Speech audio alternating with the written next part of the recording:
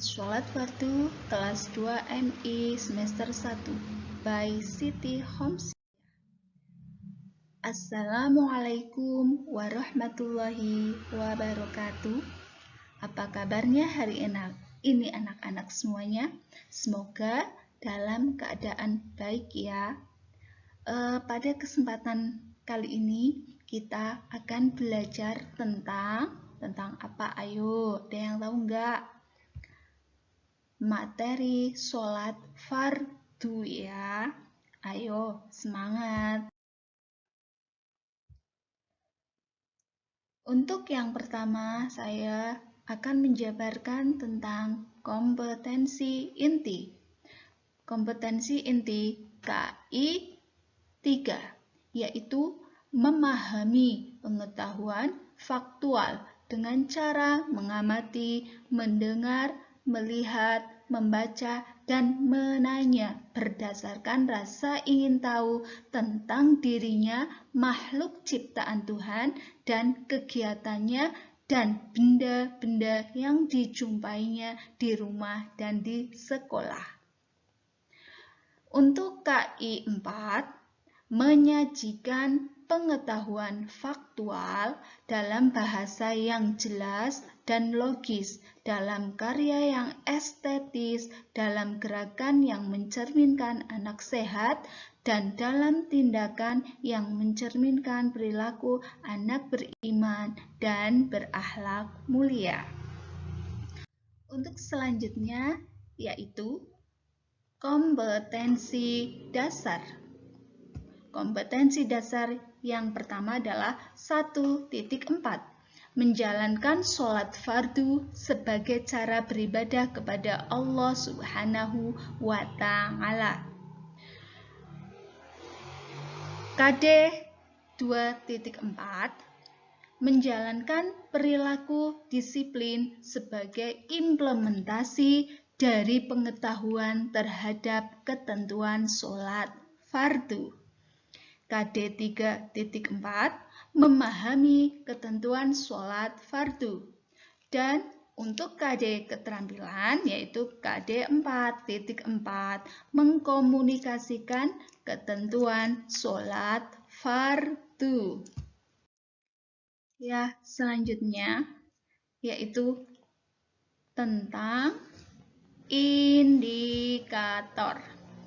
Indikator yang pertama 1.4.1. Membiasakan sholat fardu sebagai cara beribadah kepada Allah Subhanahu wa Ta'ala. Indikator 2.4.1. Menunjukkan perilaku disiplin sebagai implementasi dari pengetahuan terhadap ketentuan sholat fardu. KD 3.4.1 menjelaskan syarat wajib dan sah sholat fardu.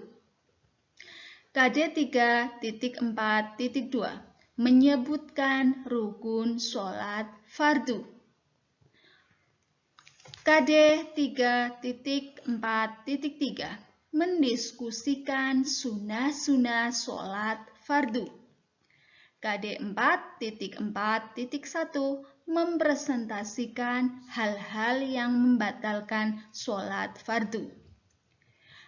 KD indikator 4.4.2 menentukan syarat wajib sholat dan syarat sah sholat dengan benar. Selanjutnya adalah peta konsep. Peta konsep yang pertama yaitu pengertian sholat. Yang kedua, keutamaan sholat. Yang ketiga, sholat wajib atau sholat fardu. Yang keempat, syarat wajib dan syarat sah sholat. Yang kelima, rukun sholat fardu. Yang keenam, sunnah-sunnah sholat fardu. Yang ketujuh, hal-hal yang membatalkan sholat. Dan yang kedelapan adalah niat sholat fardu.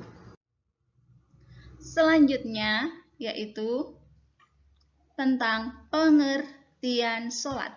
Ada yang tahu sholat itu apa? Ayo.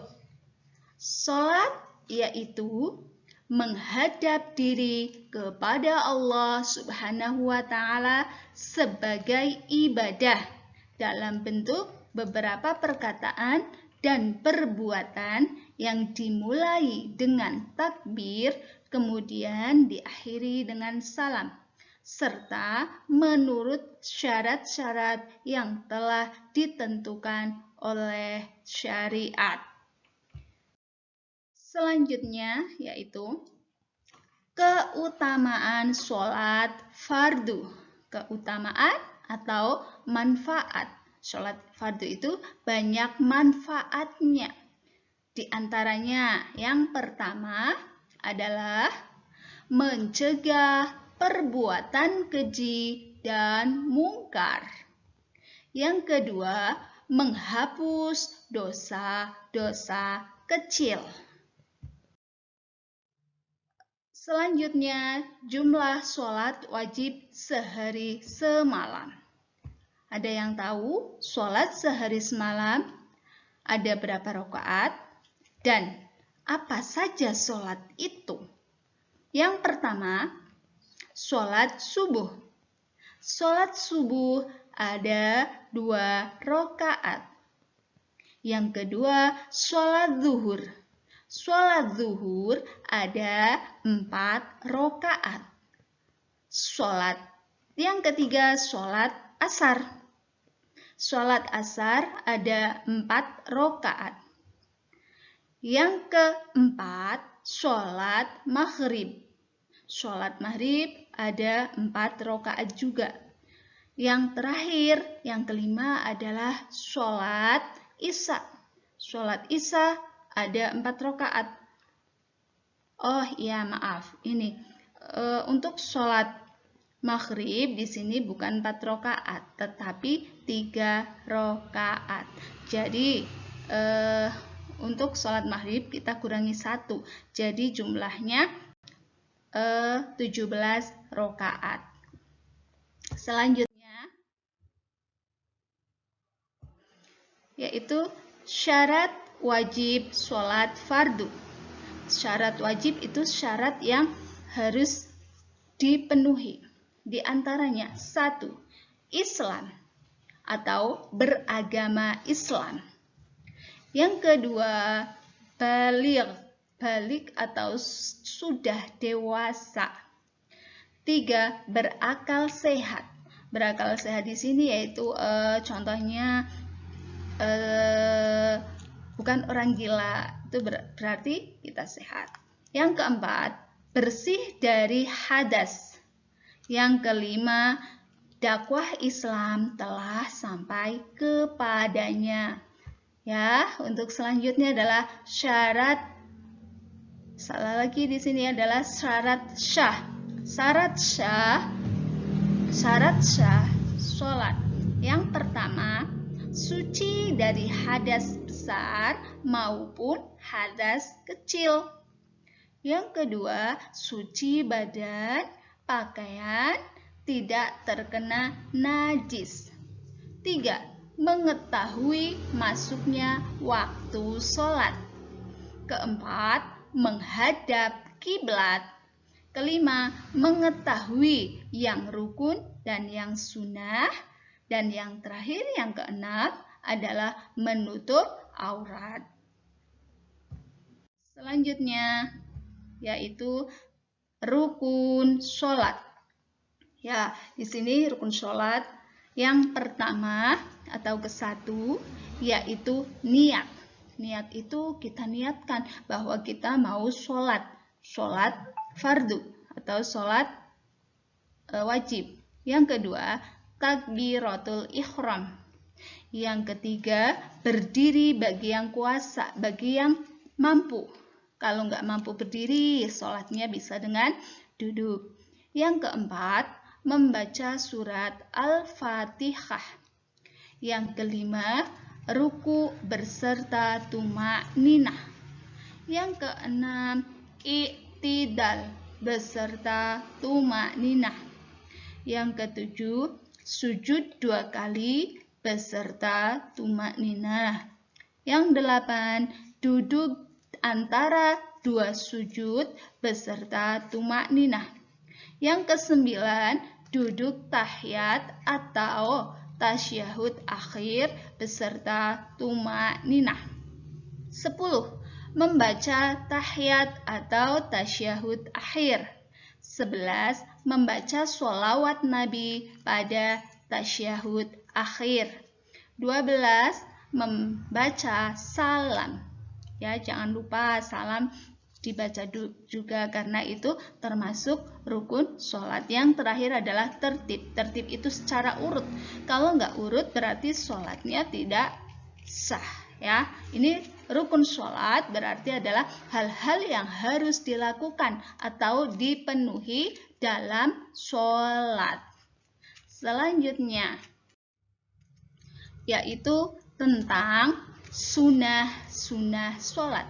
Apa itu sunnah? Sunnah adalah hal-hal yang apabila kita kerjakan mendapat pahala, apabila tidak ya tidak apa-apa, tetapi ya bisa dikerjakan supaya kita mendapat pahala. Yang pertama adalah 1. Mengangkat tangan ketika takbiratul ihram. Yang kedua, membaca doa iftitah setelah takbiratul ihram.